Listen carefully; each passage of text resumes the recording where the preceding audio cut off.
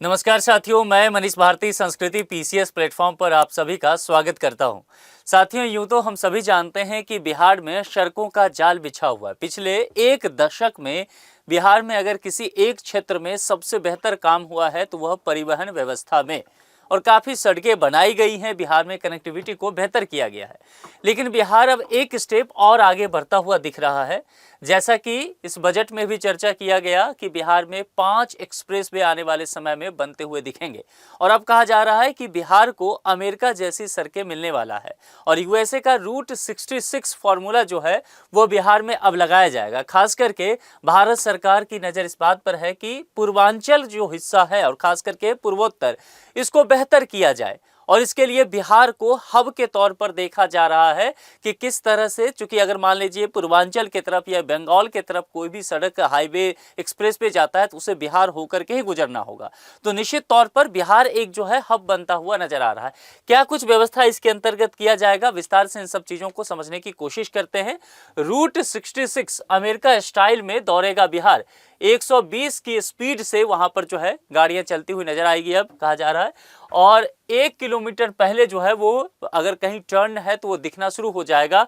5 express way तैयार किए जा रहे हैं और 3 घंटे में पटना पहुंचने की बात की जा रही है। यानी कि आप राज्य के किसी भी जगह पे हों, यह पहले भी कहा गया था, नीतीश कुमार ने कहा था कि आप किसी भी डिस्ट्रिक्ट से पटना 4 घंटे में आ सकते हैं। एक्सप्रेस वे की जब बात की जा रही है तो कहा जा रहा है कि चाहे बिहार के आप किसी भी डिस्ट्रिक्ट में रहें, अगर राजधानी पटना पहुंचना हो तो आप 3 घंटे में पटना पहुंच सकते हैं। क्या कुछ बातें इसके अंतर्गत कही गई है, जरा उसको समझने की कोशिश करते हैं। ठीक है, कहा गया कि पटना इन 3 आवर्स, यानी कि कभी हम सब जानते हैं 2005 से पहले बिहार की सड़कों की क्या हालात हुआ करता था। देखिए साथियों, एक बहुत महत्वपूर्ण बात कहा जाता है कि अमेरिका विकसित राष्ट्र है, इसीलिए वहां की सड़कें अच्छी नहीं है, बल्कि वहां की सड़कें अच्छी हैं इसीलिए अमेरिका विकसित राष्ट्र है। मतलब समझ में आया?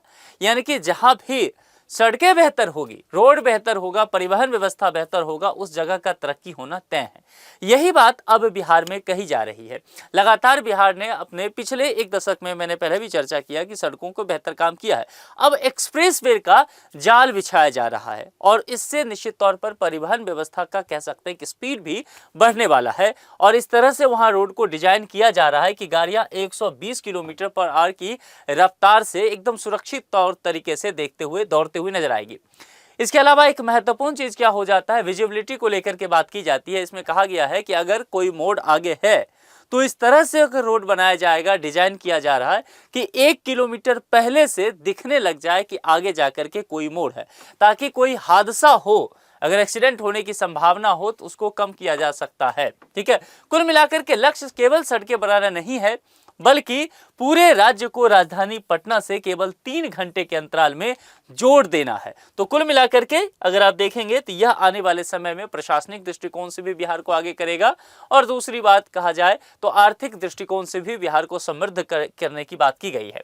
अब यहाँ पर उत्तर दक्षिण की दूरी की बात की गई। उत्तर दक्षिण की दूरी कहने का तात्पर्य यहाँ पर साथियों हो जाता है, जरा इसको मैप पर लेकर के मैं चलता हूँ, वहां से आप समझ पाएंगे।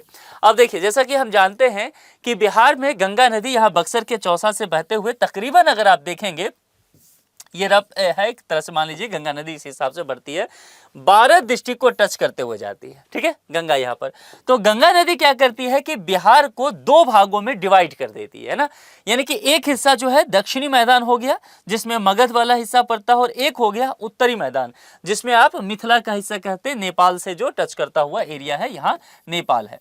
तो होता क्या है कि इस दोनों एरिया में अगर देखा जाए तो वह दूरी है, गंगा नदी है, पुल के वजह से कोशिश किया गया है कि कई ऐसे पुल बनाए गए हैं, लेकिन फिर भी ये दोनों में आप सेपरेशन देखने को मिलेगा। गंगा के वजह से भौगोलिक स्पष्टता देखने को मिलता है।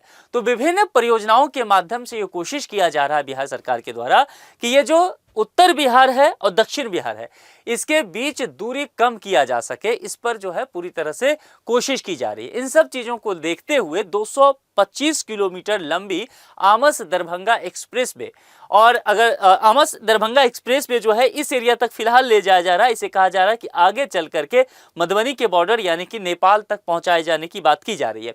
तो ये बिहार का पहला एक्सप्रेस वे होने वाला है। ये सीधे जो है दक्षिण बिहार से जाकर के जुड़ेगा। औरंगाबाद एक जगह पड़ता है ये डिस्ट्रिक्ट, और औरंगाबाद में आमस है, तो ये एरिया यहां से जाकर के जुड़ता हुआ नजर आएगा सीधे।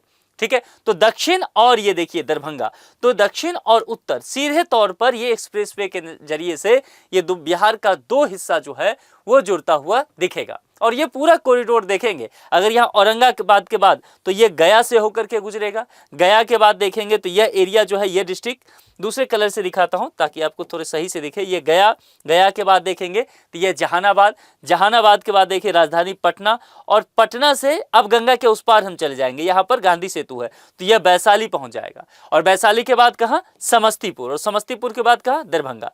यानी कि ये इस हिसाब से ये रूट जो जा रहा है ये एक्सप्रेसवे का कुछ इस हिसाब से यहां से देखेंगे, ठीक है, ये रूट है इसका। तो सीधे देखेंगे दक्षिण बिहार और उत्तर बिहार जो है सीधा जुड़ता हुआ, और यहां पर गंगा नदी को एक तरह से देखेंगे ऊपर से ब्रिज के माध्यम से जाता हुआ दिखेगा। तो कुल मिलाकर के एक नया कॉरिडोर बनाने की बात की जा रही है, और इस वजह से आर्थिक गतिविधि बिहार में काफ़ी बढ़ने की बात की जा रही है। माल ढुलाई जो है आसान हो जाएगा, औद्योगिक निवेश बढ़ेगा, उत्तर बिहार के जिलों को दक्षिण के बाजारों से तेज कनेक्टिविटी भी मिलने की यहाँ पर बात की जा रही है। और इसका ओवरऑल अगर फायदा देखें तो कोशिश ये किया जा रहा है कि पूर्वी भारत का स्ट्रेटेजिक लिंक तैयार किया जा सके, यानी कि पूर्वी भारत का हिस्सा देखेंगे, चाहे उसमें बिहार, उत्तर प्रदेश, बंगाल, नॉर्थ ईस्ट, ये सारे जो जगह हैं इसको डेवलप करने की कोशिश की जा रही है। इसी क्रम में 520 किलोमीटर लंबा जो गोरखपुर सिलीगुड़ी एक्सप्रेसवे जो है ना, इसमें यूपी, बिहार और पश्चिम बंगाल, चूंकि इसमें कहा गया है कि गोरखपुर होते हुए सिलीगुड़ी, है ना, कहीं कहीं आप देखेंगे बनारस से सिलीगुड़ी देखने को मिलेगा, यानी कि उत्तर प्रदेश से लेकर के, और सिलीगुड़ी कहाँ पड़ता है, पश्चिम बंगाल। तो जाहिर सी बात है अगर आप यहाँ पर इस मैप पर फिर आते हैं, इस मैप पर अगर आए और आप बात करेंगे कि उत्तर प्रदेश के गोरखपुर या बात करते हैं बनारस, तो कुल मिलाकर के इस एरिया उत्तर प्रदेश के इस यूपी से होते हुए ये आगे गुजरेगा, और ये चिकन नेक होते हुए बंगाल की तरफ सिलीगुड़ी। तो जाहिर सी बात है बिहार से क्रॉस होकर के तो फिर ये एक्सप्रेसवे जाएगा है ना। तो यही यहाँ पर बात की जा रही है कि पूर्वी भारत का अगर आप एक तरह से देखते हैं स्ट्रैटेजिक लिंक आप बनाने की कोशिश कर रहे हैं तो वह यूपी, बिहार और पश्चिम बंगाल को एक साथ जोड़ता हुआ दिखेगा। इसमें कहा गया है कि बिहार का ये जो रोड जा रहा है ये बिहार के 9 डिस्ट्रिक्ट को जाकर के जोड़ता हुआ नेपाल सीमा तक यहाँ पर पहुंचेगा, है ना, चूंकि किशनगंज से ऊपर का एरिया जो चिकन नेक के देखेंगे एक तरफ जो है नेपाल है।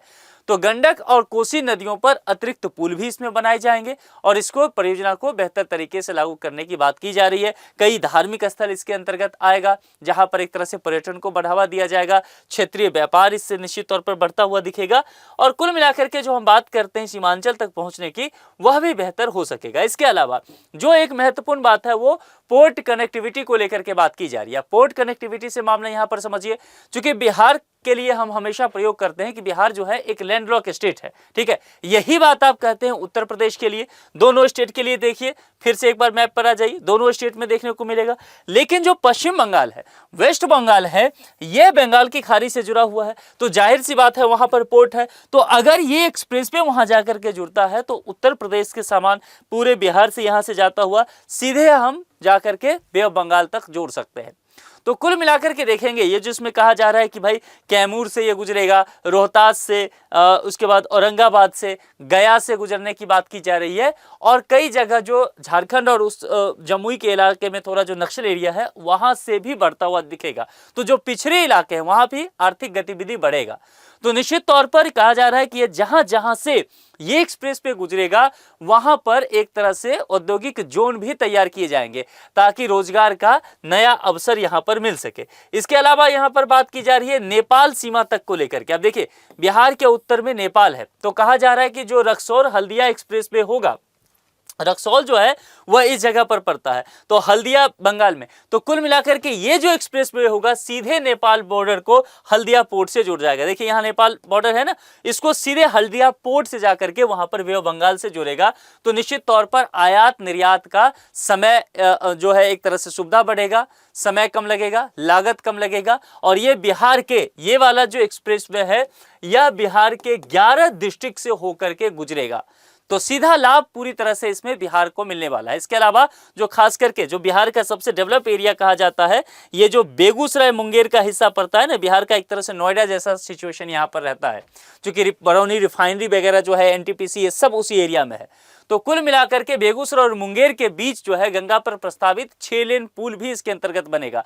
तो एक बहुत बड़ी परियोजना है। इससे निश्चित तौर पर अगर ये एरिया पूरा इस तरह से देखेंगे तो राज्य का लॉजिस्टिक हब जो है यहां पर ये तैयार होकर के दिखेगा। तो नेपाल बॉर्डर से सीधे आप वे ऑफ बंगाल तक पहुंच सकते हैं। सीमांचल, अब सीमांचल क्यों महत्वपूर्ण है? सीमांचल कौन सा हिस्सा होता है? गंगा के उत्तरी मैदान में जो मिथिला है, मिथिला का ये जो 5-7 डिस्ट्रिक्ट है इसको सीमांचल कहते हैं, जिसमें से सहरसा, सुपौल, मधेपुरा, पूर्णिया, कटिहार, अररिया और किशनगंज आता है। तो कुल मिलाकर के देखेंगे तो यहां पर इसको डेवलप करने की बात की जा रही है। तो कनेक्टिविटी बढ़ेगा, जैसा कि हमने पहले भी कहा कि पटना पूर्णिया एक एक्सप्रेस पे जा रहा है, जो पटना से लेकर के और ये पूर्णिया, ठीक है, कई डिस्ट्रिक्ट इसके बीच से होता हुआ जाएगा। ये सीधे सीमांचल से जाकर के जुड़ेगा। कुल मिलाकर के सारण से शुरू होकर के वैशाली, समस्तीपुर, दरभंगा, सहरसा, मधेपुरा होते हुए पूर्णिया तक जाएगा। तो यह भी अगर देखा जाए तो उत्तर पूर्वी बिहार की तस्वीर पूरी तरह से बदल सकता है। और इसका भी लक्ष्य यह है कि अभी पूर्णिया से पटना आने में बहुत समय लग जाता है ना, तो कम से कम समय में यहां तक पहुंचा जा सके,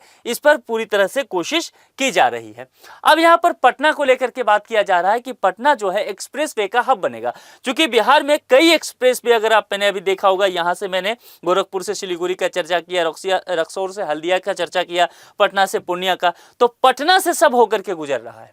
तो जाहिर सी बात है, कहा जा रहा है कि पटना को एक तरह से इसका हब बनाया जाए, है ना। और एक तरह से पटना में कई गंगा नदी पर पुल भी बातें की जा रही है, 6 लेन भी बनने की बातें की जा रही है, high speedy high connectivity model यहां पर विकसित किया जा रहा है। तो कुल मिलाकर के एक तरह से जो हम बात करते हैं कि स्पीड इकोनॉमी की, यानी कि परिवहन व्यवस्था हमारी बहुत बेहतर हो, तो उसके लिए पटना जो है उसको हब बनाने की भी बात की जा रही है। ये सब मॉडल अब वहां पर जो हमने पहले चर्चा किया था अमेरिका की तरह तर्ज पर, तो उसमें क्या था जरा इसको समझिए। किस तरह से कहा जा रहा है कि बिहार को अमेरिका के जैसा ही डेवलप किया जाएगा वहां की सड़कों को। देखिए, मॉडल अमेरिका के हाईवे से लिया जा रहा है। अमेरिका ने 1956 में, अमेरिका के जो एक उस वक्त के राष्ट्रपति थे ड्वाइट आइजनहावर, उनके दौर में इंटरस्टेट हाईवे सिस्टम की शुरुआत की गई थी, जिसका मकसद क्या था? सिर्फ सड़क बनाना नहीं, बल्कि पूरे देश को जोड़ देना, वो रणनीतिक तौर पर भी हो, आर्थिक तौर पर भी, और रक्षा के लिहाज से भी मजबूत करना हो। जरा ये रोड देखिए, यहाँ पर, यहां से एक तरह से ये रूट शुरू होकर के और किस तरह से अमेरिका के 2 छोर को यहां पर जोड़ता हुआ नजर आ रहा है।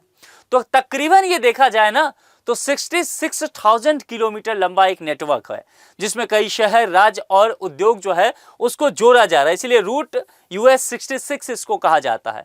तो लगभग बिहार में यही कोशिश की जा रही है कि एक छोर से दूसरे छोर को बिहार को पूरी तरह से जोड़ दिया जाए, जिसका आने वाले समय में बिहार को फायदा मिल सके। तो देखना होगा कि बिहार में जो 5 एक्सप्रेसवे दिया गया है, इसको एक स्पीड इकोनॉमी कहा गया है। तो आने वाले समय में ये स्पीड इकोनॉमी बिहार की अर्थव्यवस्था को कितना समृद्ध कर पाता है, ये देखने की बात होगी। आप में से बहुत सारे लोग जुड़े हैं, आपके डिस्ट्रिक्ट से होकर के कोई एक्सप्रेसवे अगर बिहार में गुजर रहा हो तो कमेंट बॉक्स में लिख करके जरूर बताइए। एक सूचना आपके लिए है, संस्कृति IAS का हाइब्रिड बैच प्रयागराज में इंग्लिश मीडियम का शुरू हो रहा है। GS फाउंडेशन कोर्स का UPSC और UP PCS के लिए प्रथम 250 स्टूडेंट जो एडमिशन लेंगे उनके लिए फी केवल 25,000 है। जो दूसरे इंस्टीट्यूट में स्टूडेंट पढ़ रहे हैं और संस्कृति IAS ज्वाइन करना चाहते हैं तो उनके लिए 9,999 फी है। यह ऑनलाइन केवल व्यवस्था होगा। बैच 12 फरवरी 8:30 बजे सुबह, और कॉन्टैक्ट नंबर यहाँ पर संस्कृति IAS का वेबसाइट दिया गया है, जिस पर जुड़ करके अधिक जानकारी लीजिए, कॉल करके चीज़ों को समझ लीजिए और फिर आप जो है अपने मनचाहे कोर्स में एडमिशन लेकर के तैयारी को आगे बढ़ाइए। आज के लिए इतना ही। जुड़ने के लिए आप सभी का बहुत बहुत शुक्रिया। Thank you so much.